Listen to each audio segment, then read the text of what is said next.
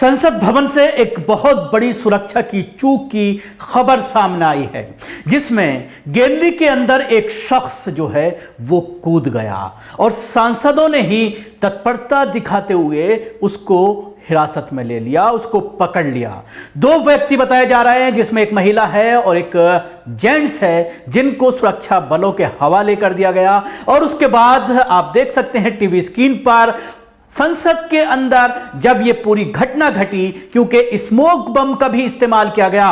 सवाल यह खड़ा हो रहा है, ठीक इसी दिन, आज ही के दिन, दिसंबर के ही महीने में संसद पर हमला हुआ था और उसकी बरसी पर शहीदों को आज संसद में सुबह श्रद्धांजलि दी गई थी और इसी दिन को चुना गया आज फिर अपनी आवाज उठाने के लिए। ये दो नौजवान हैं जिनको पुलिस ने हिरासत में लिया है, लेकिन जैसे ही इनके जरिए स्मोक बम का इस्तेमाल संसद परिसर के अंदर, नई बिल्डिंग के अंदर, उस वक्त जब एक संसद महोदय बोल रहे थे, आप टीवी स्क्रीन पर देख सकते हैं, जैसे ही यह हलचल हुई उसके बाद अफरा तफरी मच गई और उसके बाद ऐलान किया गया 2 बजे तक सदन स्थगित करने का। इन दोनों की पहचान नीलम पुत्री कौर सिंह निवासी रेड स्क्वायर मार्केट हिसार, जिसकी उम्र 42 साल, और दूसरा अमोल शिंदे पुत्र धनराज शिंदे निवासी लातूर महाराष्ट्र, इसकी उम्र 25 साल बताई जा रही है। और आरोपी के पास मैसूर से सांसद,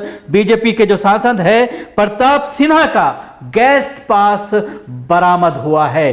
तो बड़ी चूक सुरक्षा भवन के अंदर आज देखने में आई, खास उसी दिन जिस दिन संसद भवन पर हमला किया गया था और उसमें शहीद होने वाले जितने भी थे, वहां पर सुरक्षा कर्मी हो या संसद परिसर में काम करने वाले जितने भी लोग थे, उन तमाम लोगों को आज सुबह ही संसद भवन के अंदर श्रद्धांजलि दी गई थी। तो बहुत बड़ी चूक सदन से यह खबर आ रही है, जिसको लेकर के कहीं ना कहीं एक बार फिर सुरक्षा कर्मियों के ऊपर सवालात खड़े हुए हैं। और सवाल यह भी खड़ा हुआ है कि आखिर यह स्मोक बम किस तरह से ले जाने में कामयाब रहे, क्योंकि 2 लेयर सुरक्षा होती है। हम भी सदन में दसियों बार, सैकड़ों बार गए हैं कवरेज के लिए।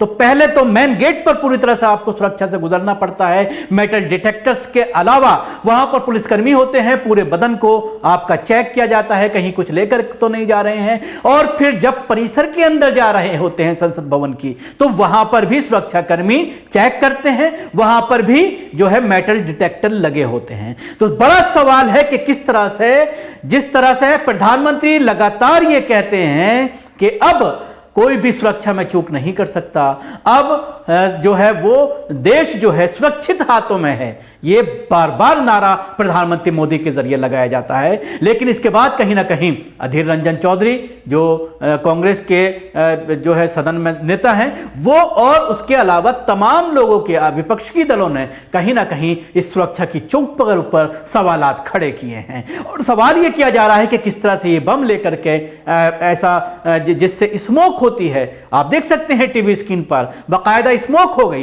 कुछ दृश्य हैं, कुछ वीडियो हैं जो मैं आपको दिखाना चाहूंगा।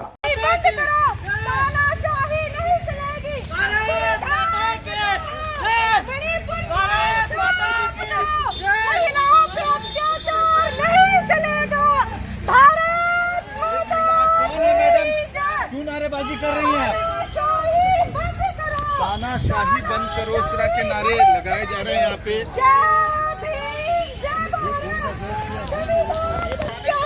नहीं चलेगा, तानाशाही बंद करो, तानाशाही नहीं चलेगी। संसद भवन के ठीक बाहर तो आपने इस लड़की को भी सुनना चाहेंगे, जिस लड़की ने जब बाहर इसको लेकर के जा रहे हैं सुरक्षा कर्मी, उसने सवाल उठाया है कि बेरोजगारी है, किसान, गरीब और उसके साथ ही छोटे दुकानदार, छोटे कारोबारी अपने बच्चों को किसी तरह से पढ़ाते हैं, लेकिन उनकी नौकरियां नहीं लगती। कहा कि हम जो है वो बेरोजगार हैं, हमने एजुकेशन हासिल की, हमारा किसी संगठन से कोई ताल्लुक नहीं है। ये बात कहती हुई खासतौर से ये बच्ची, ये महिला, ये लड़की नजर आ रही है। और कहीं ना कहीं नौजवानों में मोदी सरकार के जो बेरोजगारी का मुद्दा है, उसको लेकर कहीं ना कहीं रोष है। देखिए ये वीडियो।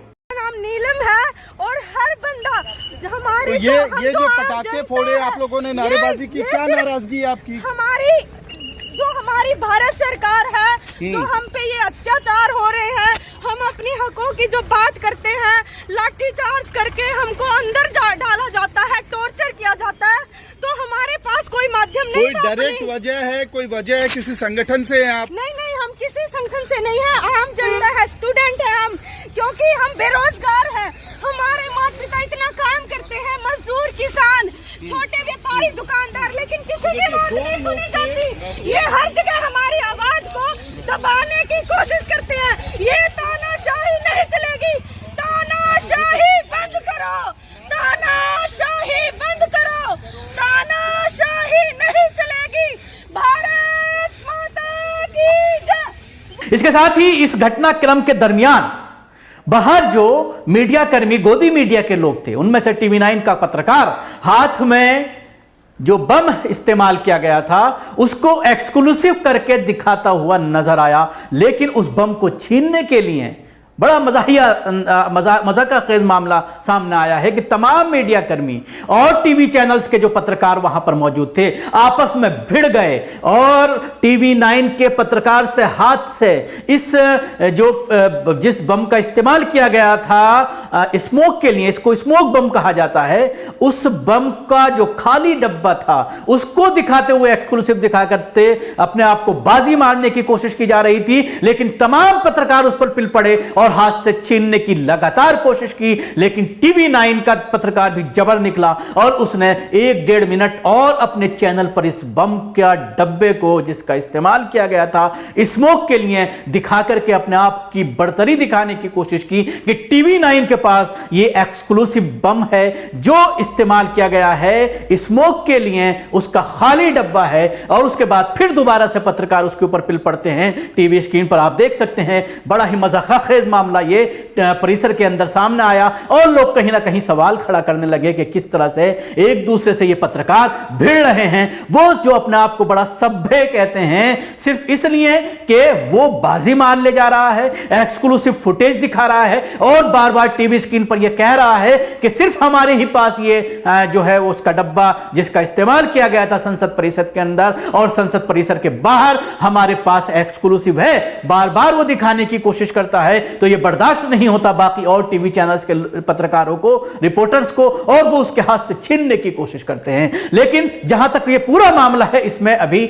और तथ्य जुटाए जा रहे हैं। पुलिस पूरे मामले की छानबीन कर रही है, लोकल पुलिस के हवाले इन दोनों लोगों को कर दिया गया है और सवाल खड़ा किया जा रहा है कि किस तरह से ये इतना बड़ा डब्बा संसद परिसर के अंदर लेकर जाने में न सिर्फ कामयाब रहे बल्कि उसका इस्तेमाल भी किया गया इनके जरिए, और वो भी उस वक्त जब सदन में एक सांसद बोल रहे थे, सदन पूरी तरह से चल रहा था, जिसको लेकर के कहीं ना कहीं अफरा तफरी मचती हुई सदन के अंदर जरूर नजर आई। शुक्रिया। आपको हमारी कोशिश कैसी लगी जरूर बताएं। हमारे YouTube चैनल को सब्सक्राइब करना ना भूलें। इसके साथ ही बेल आइकन जरूर दबाएं। अगर आप वीडियो फेसबुक पर देख रहे हैं पेज को लाइक करें, उसके साथ ही फॉलो भी करें। धन्यवाद।